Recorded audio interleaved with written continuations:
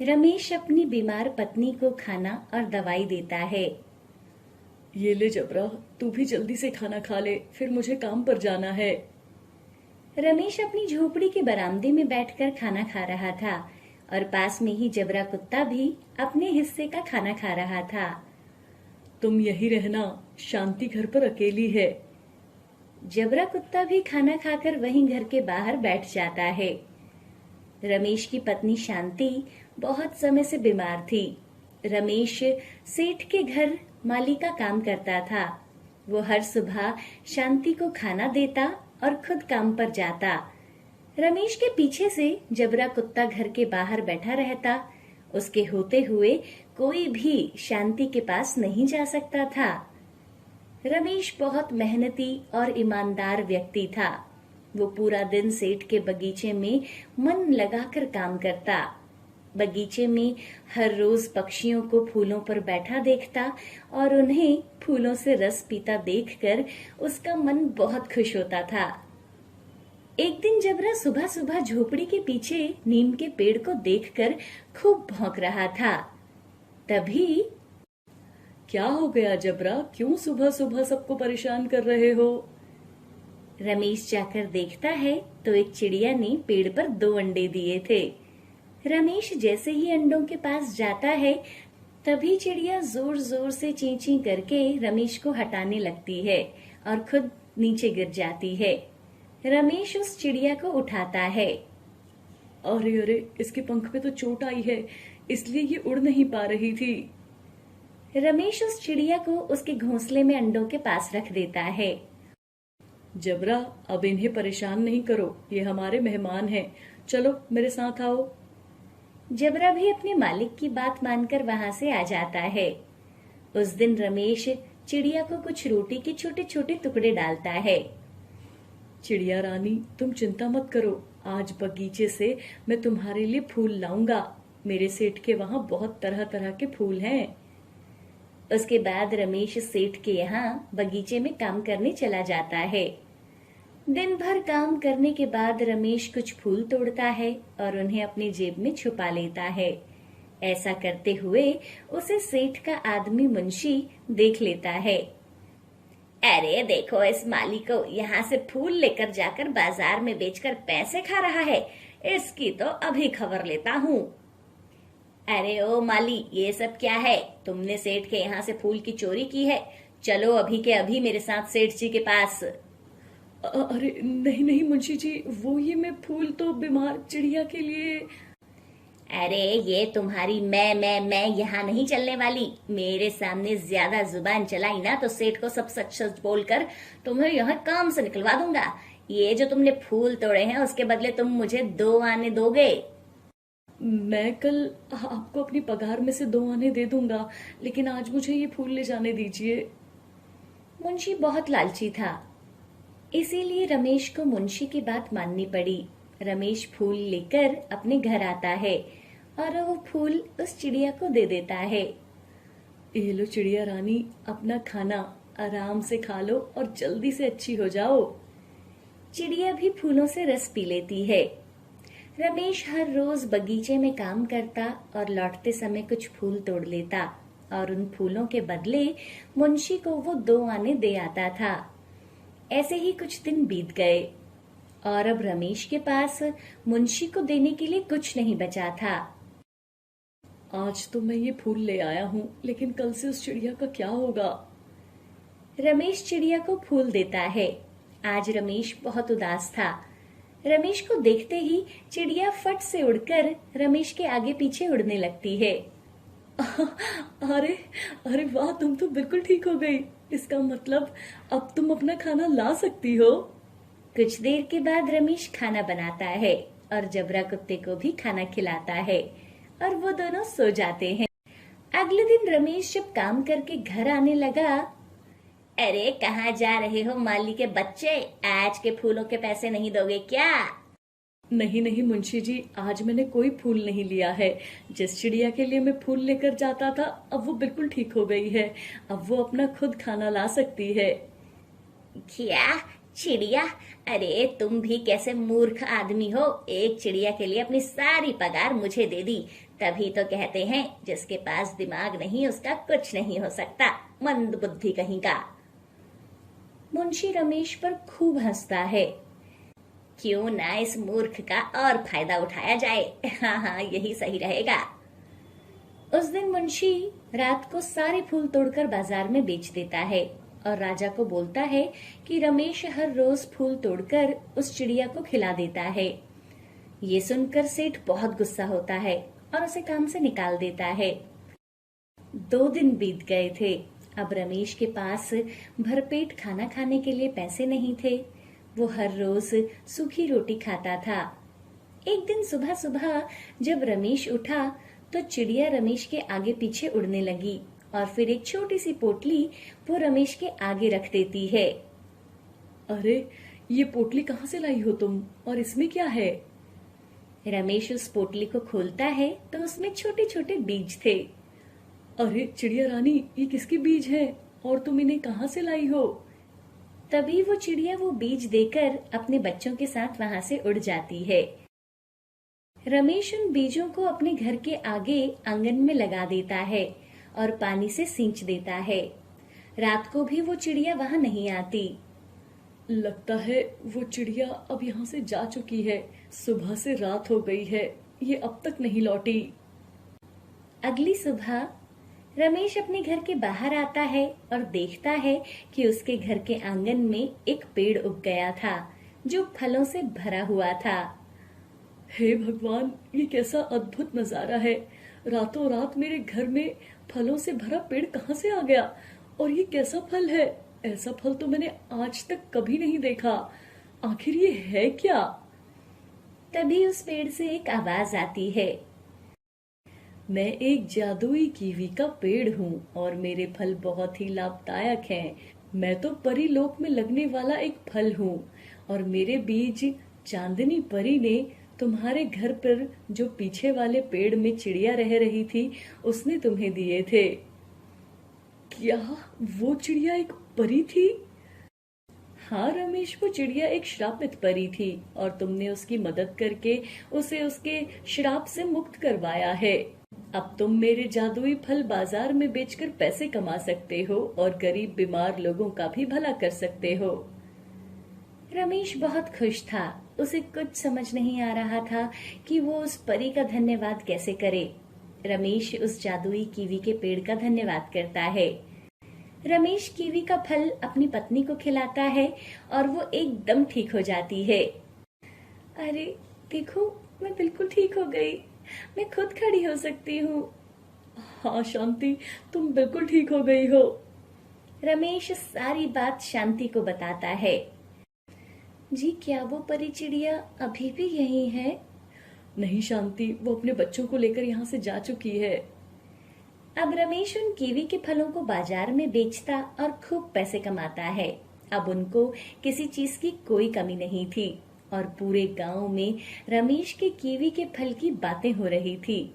मुंशी को जब इस बात का पता चलता है तो अगली रात जब सब अपने घरों में सोए हुए थे तो मुंशी रमेश के घर जाता है और जादुई कीवी के फल को तोड़ने लगता है।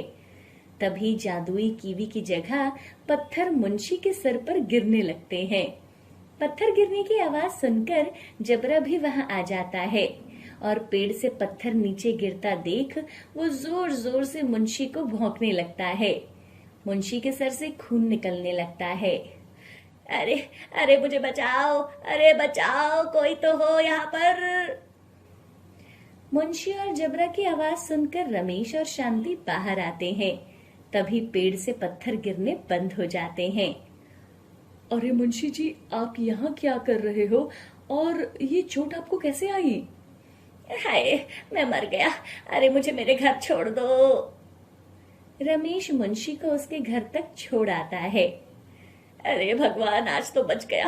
आगे से कभी लालच नहीं करूंगा और ना ही इस रमेश के घर की तरफ देखूंगा। अरे पता नहीं कैसा जादुई पेड़ है वो जिससे पत्थर गिर रहे थे। जबरा की आवाज से तो रमेश भी उठ गया। ओहो बाप रे, आज तो मेरी जान बच गई और जान बची तो लाखों पाऊंगा। एक गांव में सुरेश नाम का आदमी अपनी पत्नी सुनीता के साथ रहता था। सुरेश स्वभाव से बहुत ही नेक और मेहनती व्यक्ति था। सुरेश जंगल में जाकर फल तोड़ता था और फिर उन फलों को गांव-गांव जाकर बेचा करता था। जो पैसे फल बेचकर मिलते थे, वो सारे पैसे सुरेश अपनी पत्नी को घर चलाने के लिए दे दिया करता था। सुनीता, आज भी ज्यादा कमाई नहीं हुई है। लोग इतना मोल भाव करते हैं कि मुझे तो समझ ही नहीं आ रहा कि ऐसे में आगे हमारा घर कैसे चलेगा। आप चिंता क्यों करते हो? सब कुछ ठीक होगा। आप ना खामखा ही इतना सोचते हो। अरे सुनीता, महंगाई भी तो देखो कितनी हो गई है। घर का राशन कितना महंगा हो गया है और गैस भी तो देखो, बहुत महंगाई हो गई है। ऐसे में आम आदमी का घर कैसे चलेगा? मुझे आप पर पूरा विश्वास है, आपकी आमदनी जल्द ही बढ़ जाएगी। पता नहीं सुनीता, आगे क्या होगा। सुरेश की आमदनी बढ़ने के बजाय उल्टा कम होने लगी थी, क्योंकि जंगल में उसे ज्यादा फल नहीं मिलते थे और जो फल उसे मिलते थे या तो वो आधे गले हुए होते थे या उनमें कीड़े लगे होते थे। ये देखकर सुरेश काफी परेशान रहने लगा था। एक दिन सुरेश फल बेच रहा था, तभी अचानक से वो बेहोश हो जाता है। गांव के कुछ लोग सुरेश को उसके घर छोड़ आते हैं। सुनीता सुरेश को ऐसी हालत में देखकर बहुत घबरा जाती है। वो जल्दी से गांव के एक डॉक्टर को बुलाकर लाती है। डरने वाली कोई बात नहीं है। इन्हें कुछ महीनों तक बिना कुछ काम करे घर पर आराम करना पड़ेगा, तभी ये जल्द ही ठीक हो पाएंगे। डॉक्टर की बात सुनकर सुरेश घबरा जाता है, क्योंकि उनके घर में कमाने वाला सिर्फ सुरेश ही था। सुनीता, अब घर कैसे चलेगा? जो मैंने पैसे बचा रखे थे वो सब तो मेरी बीमारी में चले गए और ऊपर से मैं काम पर भी नहीं जा सकता। पता नहीं भगवान मेरे साथ ऐसा क्यों कर रहा है। सुनो जी, आप ना चिंता मत करो, मैं हूं ना। जब तक आप ठीक नहीं होते मैं खुद फल बेचा करूंगी। अगले दिन सुनीता खुद फल तोड़ने जंगल में जाती है।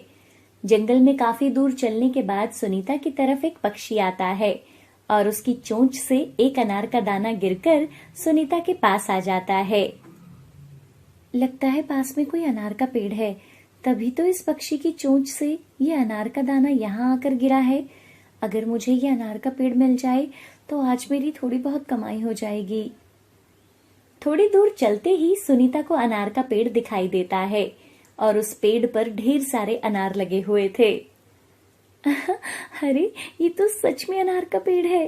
अगर पेड़ से मुझे थोड़े अनार भी मिल जाए तो आज के राशन का काम तो हो ही जाएगा। ये सोचकर सुनीता पेड़ पर चढ़ जाती है और पेड़ की टहनियों को हिलाने लगती है। टहनियां हिलाने से कुछ अनार जमीन पर गिरने लगते हैं। सुनीता पेड़ से उतरकर गिरे हुए अनारों को एक टोकरी में डालती है और बाजार में उन्हें बेचने के लिए निकल पड़ती है।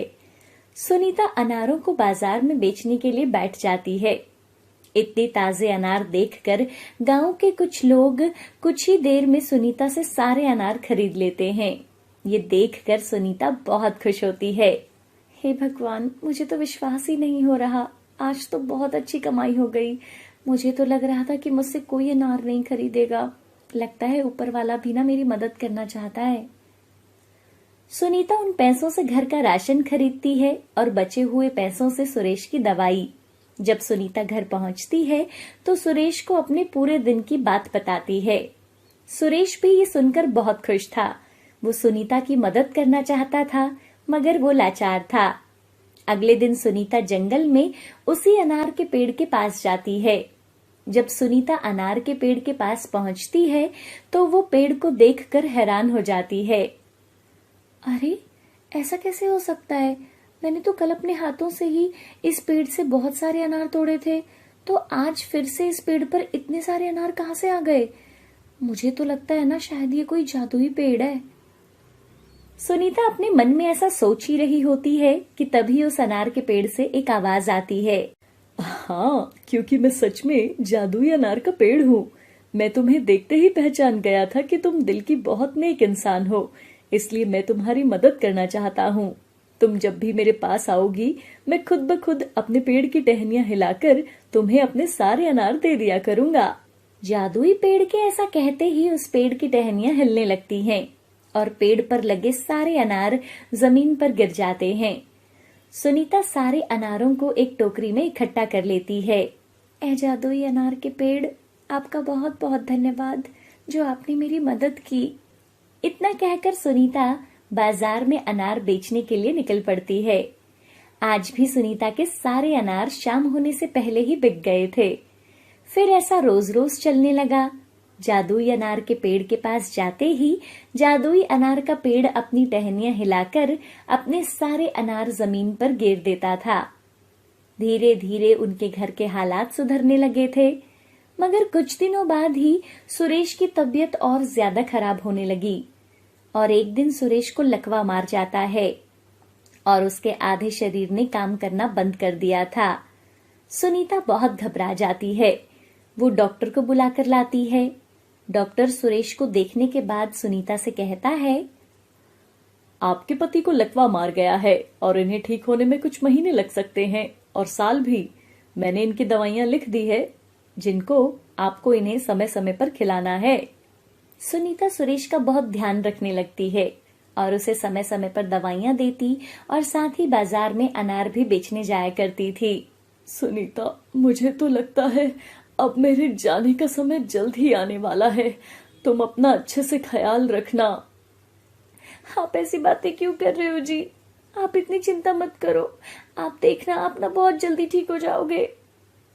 ये कहकर सुनीता जंगल में अनार लेने के लिए निकल पड़ती है। जब वो जादुई अनार के पेड़ के पास पहुंचती है, जादुई पेड़ अपनी टहनियां हिलाकर अपने सारे अनार जमीन पर गिरा देता है और वो सुनीता को इतना उदास देखकर सुनीता से पूछता है, क्या हुआ सुनीता, तुम इतनी उदास क्यों नजर आ रही हो? जादुई अनार के पेड़ की बात सुनकर सुनीता की आंखों में पानी आने लगता है और वो जादुई अनार के पेड़ को सुरेश की बीमारी के बारे में बताती है। सुनीता, तुम चिंता मत करो। मेरे पेड़ के अनार का रस निकालकर तुम सुरेश को पिलाना, फिर देखना वो पहले की तरह बिल्कुल ठीक हो जाएगा। घर जाते ही सुनीता अनार का रस निकालती है और उसको सुरेश को पिलाती है। अनार का रस पीते ही सुरेश का लकवा ठीक हो जाता है और अब उसके हाथ पैर भी काम करना शुरू कर देते हैं। ये देखकर सुनीता बहुत खुश थी। अरे देखो सुनीता, मैं बिल्कुल ठीक हो गया। मेरे हाथ पैर भी पहले की तरह काम कर रहे हैं। ये सब तुम्हारी वजह से हुआ है। तुम्हारा बहुत बहुत धन्यवाद। मेरी किस्मत बहुत अच्छी है जो मुझे तुम्हारी जैसी जीवन साथी मिली है। आपको मेरा धन्यवाद नहीं, जादुई अनार के पेड़ का धन्यवाद करना चाहिए जी, जिसकी वजह से आप ठीक हुए हो। फिर सुनीता और सुरेश जादुई अनार के पेड़ के पास जाते हैं और उसका धन्यवाद करते हैं। तब से सुरेश और सुनीता दोनों मिलकर बाजार में जाकर अनार बेचने लगे और अपने आगे का जीवन हंसी खुशी बिताने लगे। बहुत साल पुरानी बात है। महाराष्ट्र के एक छोटे से गांव में सुमन नाम की एक औरत अपने बेटे सोनू के साथ रहती थी। सुमन के पति का देहांत होने के बाद सुमन ही सोनू की देखभाल किया करती थी। पति के गुजर जाने के बाद सुमन बड़ी मुश्किलों से अपना घर चला पा रही थी। वह दिन रात दूसरों के खेतों में खेती करके अपने घर का गुजारा कर रही थी। उसका बेटा सोनू समय के साथ सयाना होता जा रहा था। वो अपनी माँ का सहारा बनने की बजाय उसका सर दर्द बनता जा रहा था। आवारागर्दी के साथ साथ लोगों से लड़ाई झगड़ा करना उसकी आदत बन गई थी।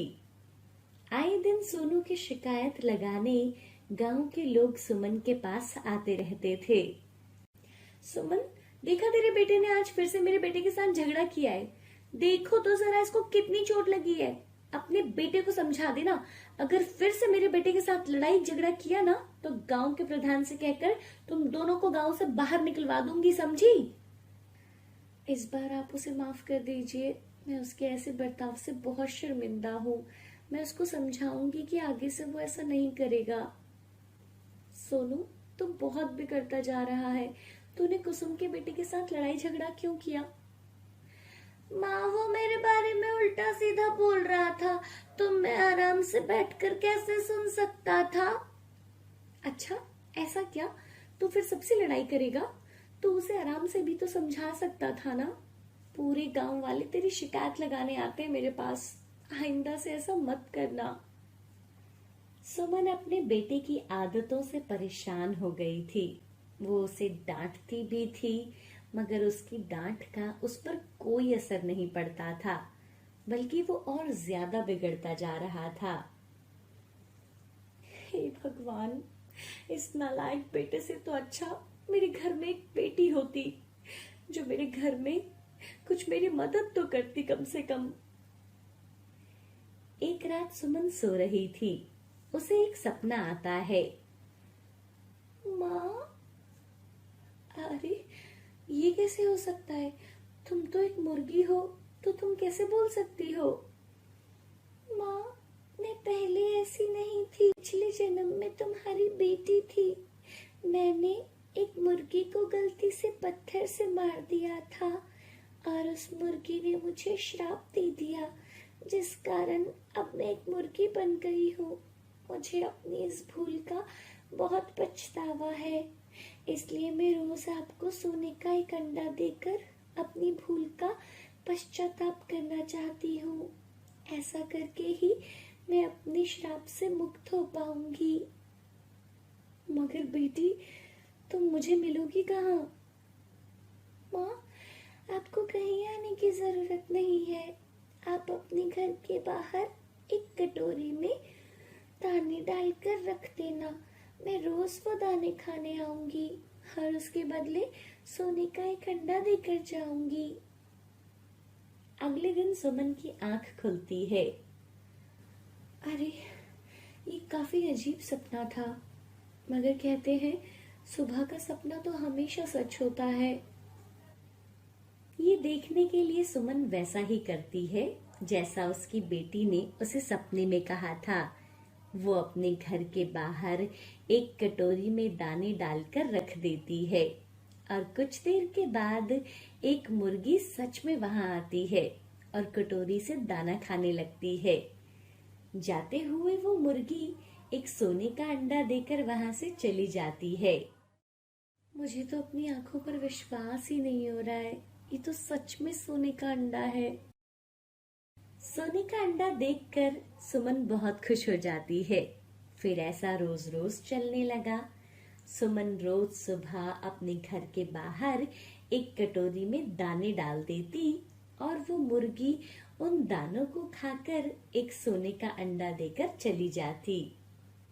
फिर सुमन उस सोने के अंडे को बाजार में सुनार को बेच देती थी और उसके बदले वो सुनार सुमन को एक अच्छी रकम देता था। सोने के अंडे बेचकर उनके घर के हालात धीरे धीरे सुधरने लगे थे। अब वह एक अच्छे घर में रहने लगे थे, मगर पैसा देखकर उसका बेटा सोनू और ज्यादा आवारागर्दी करना शुरू कर देता है।